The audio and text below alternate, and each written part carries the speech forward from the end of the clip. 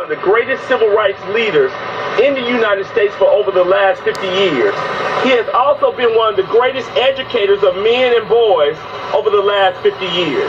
This was not pointed out to the jury or allowed in court because the racist and sexist mass media was attacking and denouncing Dr. Cosby whenever his lawyers even hinted there was racist and sexism present. All three of the psychologists who testified against Dr. Cosby were white women who make money off of accusing black men of being sexual predators. It is no accident that the prosecutor still worked so close with anti-black and anti-male activist groups who tried to extort $100 million from Dr. Cosby in 2014 and continues to produce racist and sexist publicity against him through the 35 clients. What is going on in Washington today with Judge Kavanaugh is part of that sex war that Judge O'Neill, along with his wife, are a part of. Regarding the psychologist Kristen Dudley, she is a practitioner of mindfulness. This is an Eastern-inspired practice that is controversial in the field of psychology. I have noticed that a number of accusers also produced it, and I believe that AC and Judge O'Neill conspired with this. As you learned today, and we will prove that the DA of Montgomery County used falsified evidence against Dr. Cosby. During both trials, Mr. Steele introduced what he claimed was an accurate recording of conversations between Gianna Constand and Mr. Cosby. After recently being investigated by my associate, Ebony Benson, and her team, they found out that the tapes had been tampered with. About the tapes that Gianna Constand played in the courtroom that she recorded Mr. Cosby on. Mr. Cosby retained a forensic expert to conduct analysis of the recording. The forensic expert has now confirmed that the tape was manipulated in two places. The expert, in her own words, concluded, without question, this is not an authentic recording. Mr. Cosby's defense team is preparing a motion to address Mr. Steele's use of falsified evidence. Mr. Cosby clearly has been denied his right to a fair trial.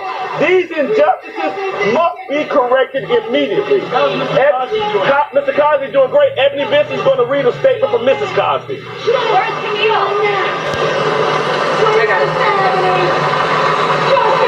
I'm here to read an official statement from Mrs. Camille O. Cosby concerning the prosecution's use of falsified evidence. The right to a fair trial is of utmost importance in the American justice system. Prosecutors, as administrators of justice, have a responsibility to protect the innocent and are prohibited from offering any evidence that is untrue. We have now learned and will prove that Bill Cosby was denied his right to a fair trial because the DA of Montgomery County, Kevin Steele, used falsified evidence against him. After being tipped off by a recent online publication that a tape recording Mr. Steele played during trial was doctored, Mr. Cosby retained a forensic expert to conduct an audio authenticity analysis of the recording. Gianna Constand, the mother of Andrea Constand, had surreptitiously and illegally made the recording of Mr. Cosby in 2005 without his knowledge or consent.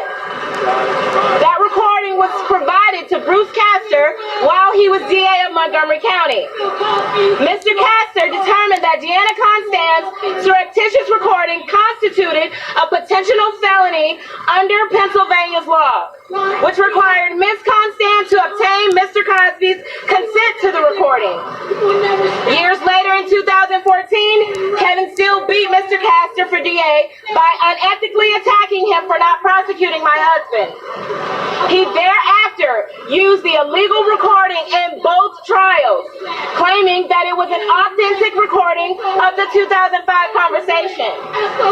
Mr. Steele relied heavily truly on the recording in both trials, ultimately convincing the jury in the second trial to return a verdict of guilty. Earlier this month, on September 12, 2018, an online publication reported that a Montgomery County court official who requested anonymity had revealed that the original recording made by Gianna Constand was doctored and contained information that would exonerate Mr. Cosby.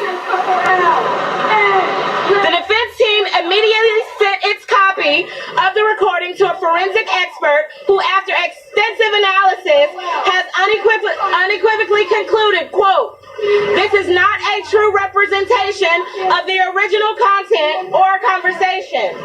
Without question, this is not an authentic recording," end quote.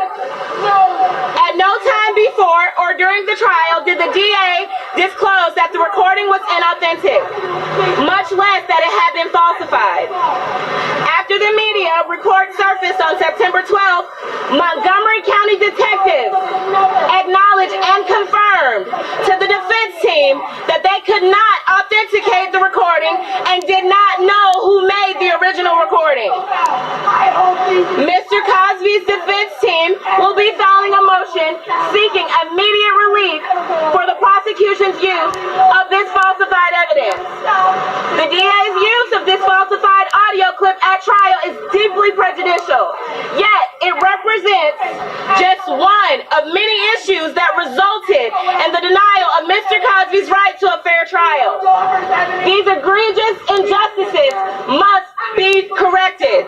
Thank you. Mr. Cosby's doing great, and Mr. Cosby knows that God is watching over him. He knows that these are lies. They persecuted Jesus, and look what happened. Not saying Mr. Cosby is Jesus, but we know what this country has done to black men for centuries. So Mr. Cosby's doing fine. He's holding up well. And everybody who wants to say anything negative, you're a joke as well. Thank you. Did you sexually assault women, Michael? Thank you.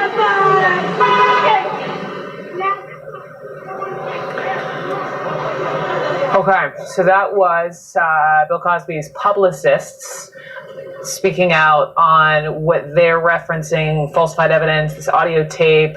They're filing this motion. It's complicated. Jean Casares, who's been in this courtroom and has all this extraordinary color from the sentencing. Jean, if I can just ask you first to address what we just heard from the Cosby publicist team on this audio clip.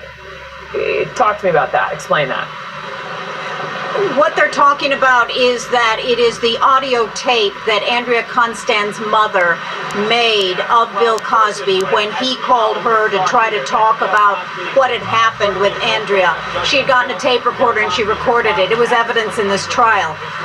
There are some beeps in that recording, and the defense, and it was actually a couple of days ago, they sent the tape to an audio specialist who looked at that tape forensically and believes that it was altered. Those are the facts that the defense says are true at this point. So when the judge announced 3 to 10 years in state prison, the defense jumped up and it immediately in that courtroom started talking about this audio tape. And everyone is like not understanding what he's talking about. And then he asked a motion for bail pending appeal on many issues, one being this issue. Obviously, that did not work. The judge researched it, and the severity of this crime, the prison sentence that was given, he has to be remanded into custody, as you saw. You know, as I sat in the court